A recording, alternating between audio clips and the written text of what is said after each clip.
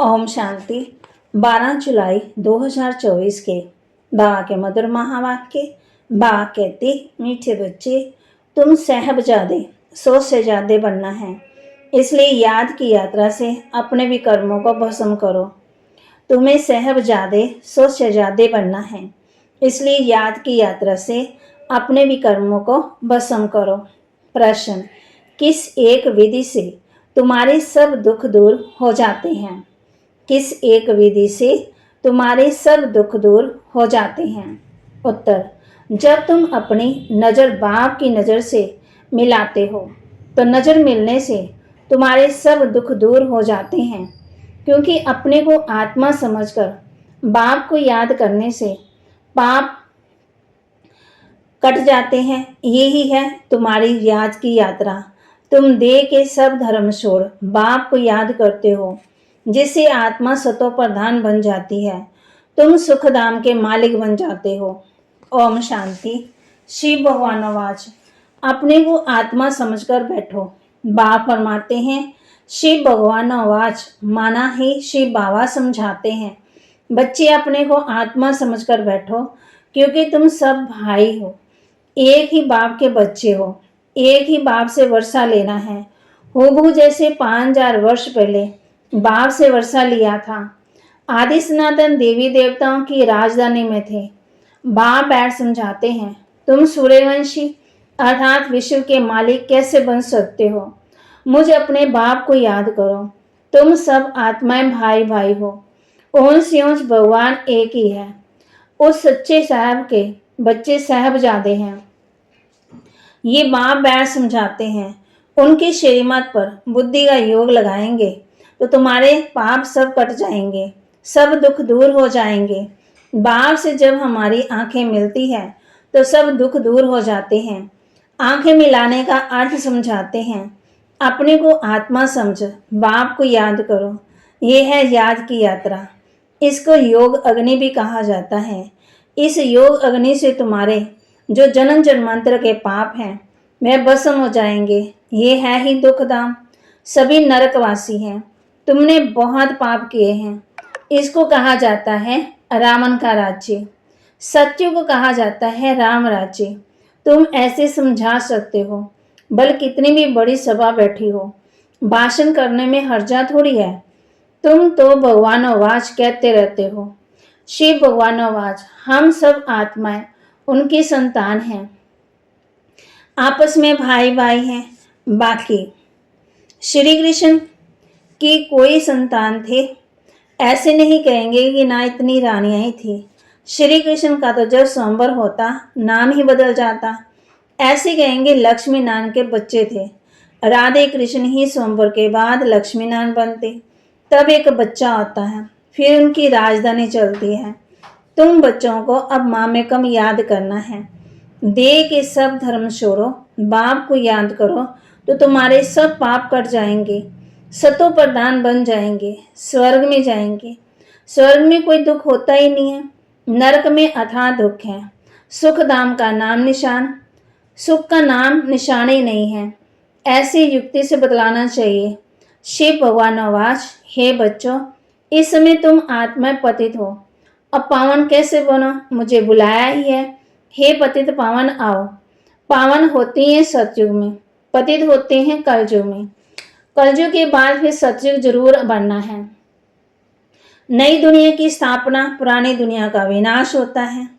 गाते हैं ना, ब्रह्मा द्वारा स्थापना। हम ब्रह्मा कुमार कुमारियां अडॉप्टेड चिल्ड्रन हैं। हमें ब्राह्मण चोटी विराट रूप भी है। पहले ब्राह्मण जरूर बनना पड़े। ब्रह्मा भी ब्राह्मण देवता हैं ही सतयुग में। सतयुग में सदा सुख है, दुख का नाम नहीं है। कलयुग में अपरंपार दुख है, सब दुखी हैं। ऐसा कोई नहीं होगा जिसको दुख ना हो। ये है रावण राज्य। ये रावण भारत का नंबर 1 दुश्मन है। हर एक में 5 विकार हैं। सतयुग में कोई विकार होते नहीं। वह है पवित्र गृहस्थ धर्म। अभी तक दुख के पहाड़ गिरे हुए हैं, और भी गिरने हैं। ये इतने बम आदि बनाते हैं, रखने के लिए थोड़ी हैं। बहुत रिफाइन कर रहे हैं, फिर रिहर्सल होगी, फिर फाइनल होगा। अभी समय बहुत थोड़ा है। ड्रामा तो अपने समय पर पूरा होगा ना। पहले पहले शिव बाबा का ज्ञान होना चाहिए।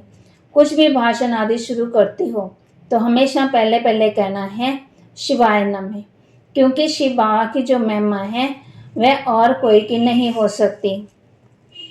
शिव जयंती ही हीरे तुल्य है। श्री कृष्ण के चरित्र आदि कुछ है नहीं। सतयुग में तो छोटे बच्चे भी सतो प्रधान ही होते हैं। बच्चों में कोई चंचलता आदि नहीं होती। श्री कृष्ण के लिए दिखाते हैं, माखन खाते थे, ये करते थे। ये तो महिमा के बदले और ही ग्लानि करते हैं। कितना खुशी में आकर कहते ईश्वर सर्वव्यापी है, तेरे में भी है, मेरे भी है। ये बड़ी भारी ग्लानि है।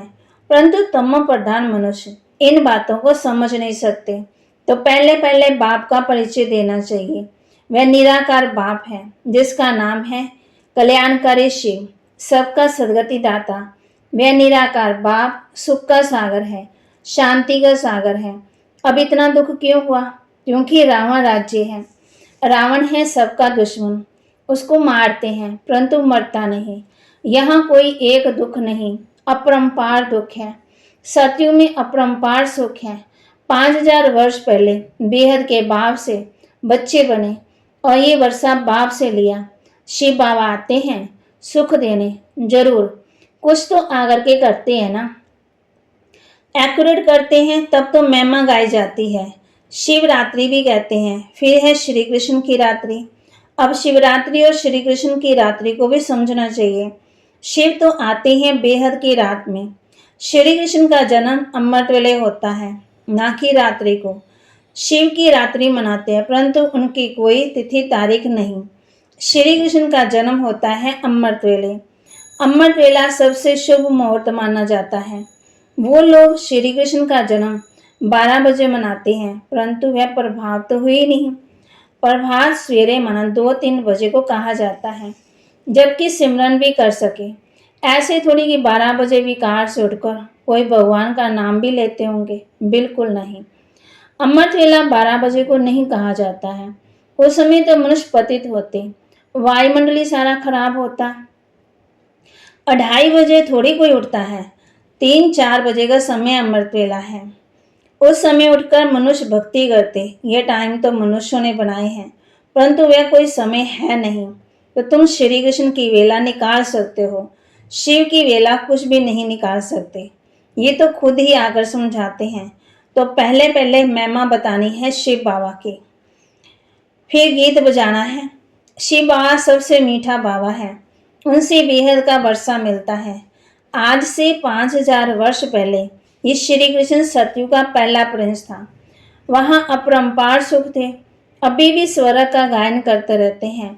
कोई मरता है तो कहेंगे फलाना स्वर्ग गया। अरे अभी तो नरक है। स्वर्ग हो तो स्वर्ग में सुख ले सके, जन्म ले सके। समझाना चाहिए, हमारे पास तो इतने वर्षों का अनुभव है। वैसे 15 मिनट में नहीं समझा सकते, इसमें तो टाइम चाहिए।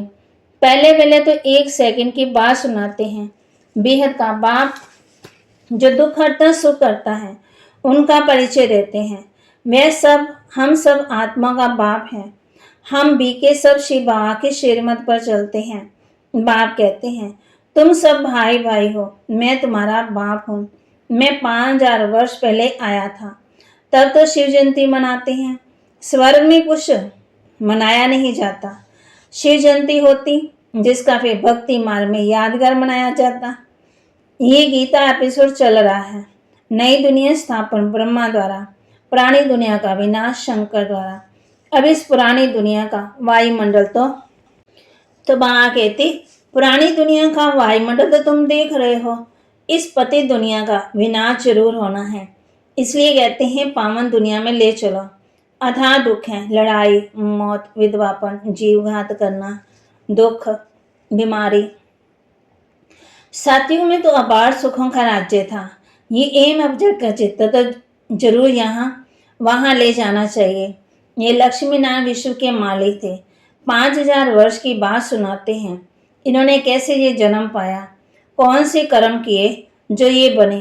कर्म अकर्म विकर्म की गति बाप ही समझाते हैं।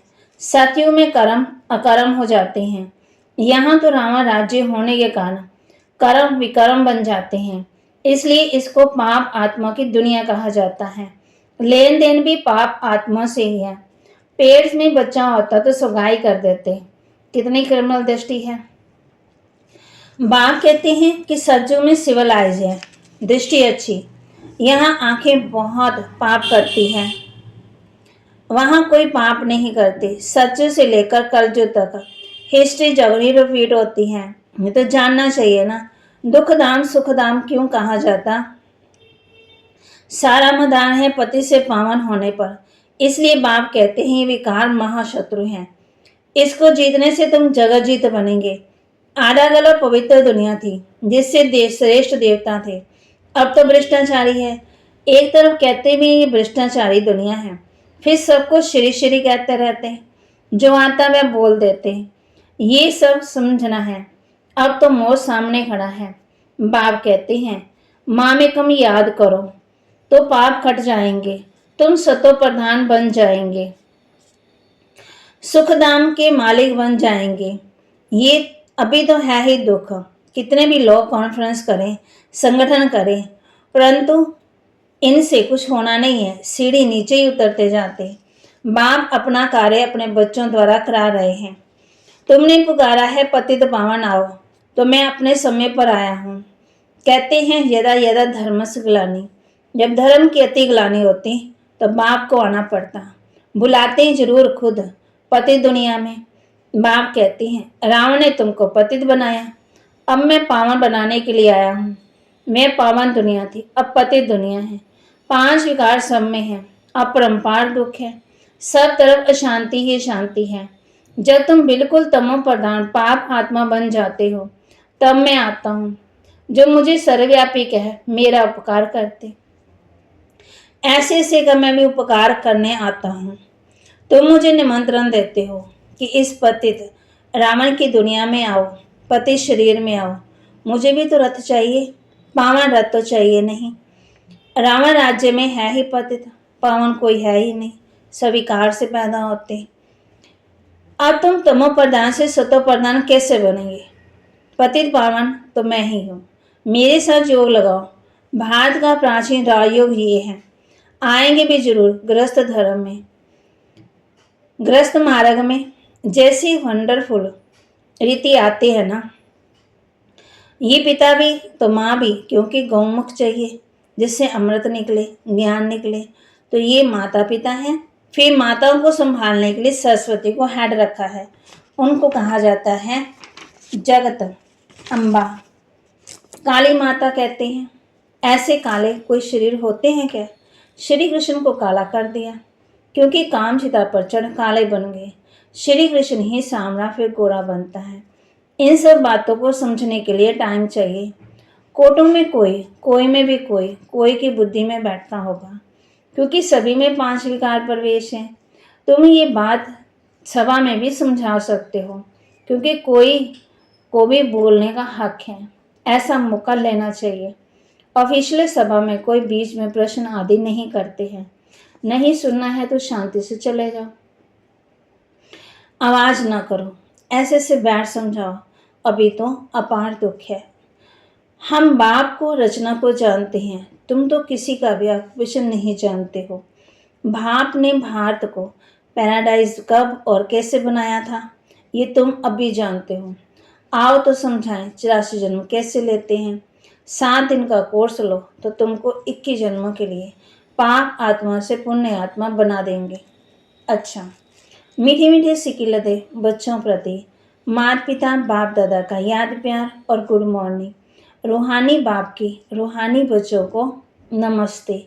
रूहानी बच्चों की रूहानी बाप दादा को दिलवा जान सिकवा प्रेम से नमस्ते। कर्म अकर्म विकर्म की गुह गति जो बाप ने समझाई है वह बुद्धि में धारण कर रख। पाप आत्मा से अब लेन देन नहीं करनी है। आज हम किस बात की धारणा करेंगे। कर्म अकर्म विकर्म की गुह गति जो बाप ने समझाई है वह बुद्धि में रख। पाप आत्मा से अब लेन देन नहीं करनी है। श्रीमत पर अपना बुद्धि योग एक बाप से लगाना है। सतो प्रधान बनने का पुरुषार्थ करना है। दुख धाम को सुख धाम बनाने के लिए पति से पावन बनने का पुरुषार्थ करना है। क्रिमिनल दृष्टि को बदलना है। वरदान, नॉलेजफुल बनो, सब व्यर्थ के प्रश्नों को यज्ञ में स्वाहा करने वाले निर्विघ्न भव। नॉलेजफुल बन, सब व्यर्थ के प्रश्नों को यज्ञ में स्वाहा करने वाले निर्विघ्न भव। जब कोई विघ्न आते हैं तो क्या क्यों अनेक प्रश्न में चले जाते हैं। प्रश्नचित बनना अर्थात परेशान होना। नॉलेजफुल बन यज्ञ में सब व्यर्थ प्रश्नों को स्वाहा कर दो तो आपका भी टाइम बचेगा और दूसरों का भी टाइम बच जाएगा। इससे सहज ही निर्विघ्न बन जाएंगे। निश्चय और विजय जन्म सिद्ध अधिकार है। इस शान में रहो तो कभी भी परेशान नहीं होंगे। स्लोगन, सदा उत्साह में रहना है और दूसरों को उत्साह दिलाना, यही आपका ऑक्यूपेशन है। सदा उमंग उत्साह में रहना, दूसरों को भी उमंग उत्साह में दिलाना, यही आपका बाबा कहते ऑक्यूपेशन है। तो बाबा के महावाक्य को लाइक करें, शेयर करें और सब्सक्राइब करें और अपने जीवन में धारण भी करें। जो बाबा ने हम बच्चों को बताया है उस पर हम अमल करें। सतो प्रधान बनने का पुरुषार्थ करना है और श्रीमत पर अपना बुद्धि को एक बाप से लगाना है। तो बाबा ने आज हम बच्चों को कहा कि तुम सहबजादे सो शहजादे बनने वाले हो, इसलिए याद की यात्रा से अपने विकर्मों को भस्म करो। ओम शांति।